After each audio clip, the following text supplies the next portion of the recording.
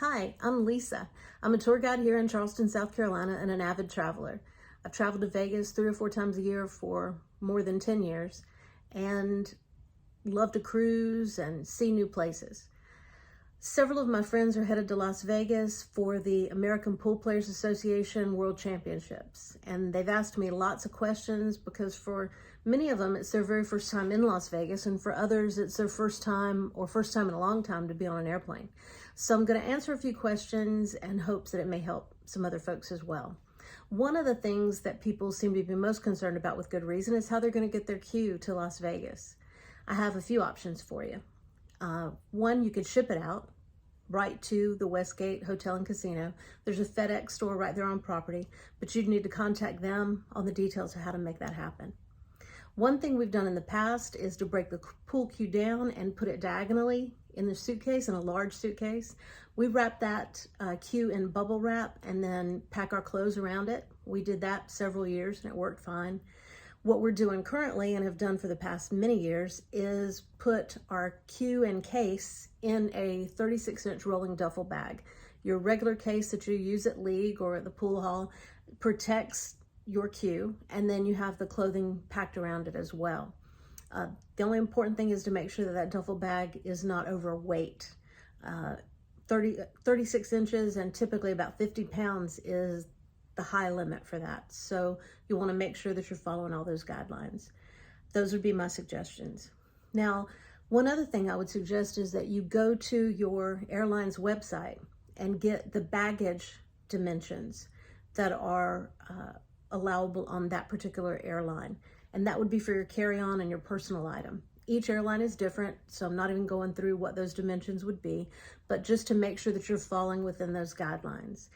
If you're going to only carry a carry-on bag or pack a carry-on bag, you definitely want to know if there are any weight restrictions and the dimensions, because you don't want to be turned away at the airport. That would be the worst thing if you couldn't get on your flight.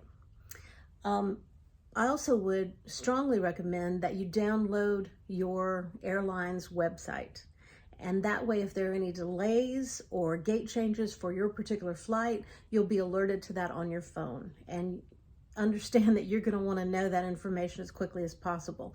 So definitely download that app. I've made myself some notes. You'll see me referring to them.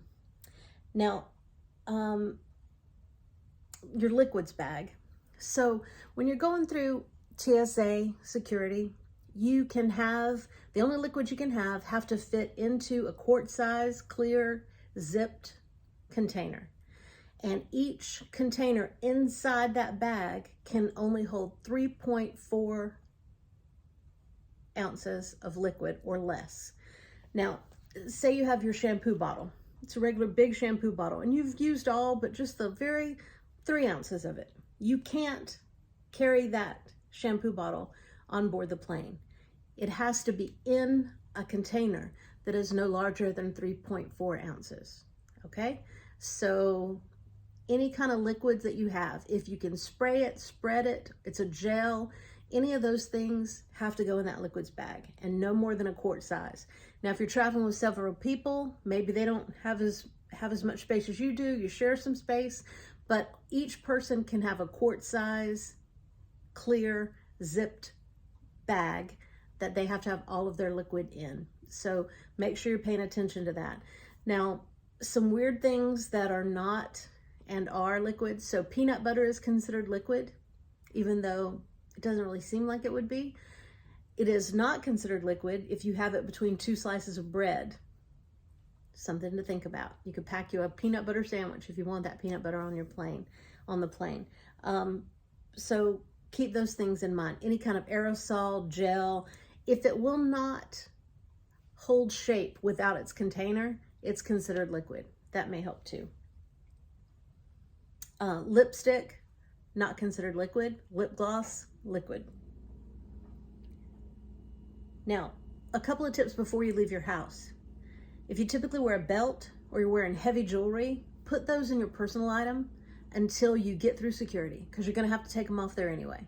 So just put your belt, any heavy jewelry, anything you could think like that, necklaces, go ahead and put those in your personal item, and then you can put them on before you get onto the plane. When you get to the airport, if you've checked in already and you have bags that you need to check, you can either go to the SkyCap outside, you'll give him your ID and show him your boarding pass, and he will take care of your bags. You're gonna wanna tip him, typically about $5 a bag. At the counter inside, you're gonna give them, again, your ID, and they will pull up the information. Either the SkyCap or the person behind the counter is gonna give you a claim check, depending on which way you go. They'll give you a claim check to pick up your bag at your destination. They will weigh your bag at that time, so you'll hand them the bag, put it on the scale, they'll weigh it, they'll give you the claim check, and then you head to security. Now, when you go through the line for security, the first thing you're gonna see is a TSA agent, and you're gonna give him your ID and show him your boarding pass.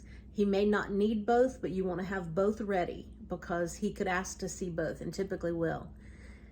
After you've shown him your ID and your boarding pass, you can put those things into an easily accessible pocket in your carry-on or your purse or your bag.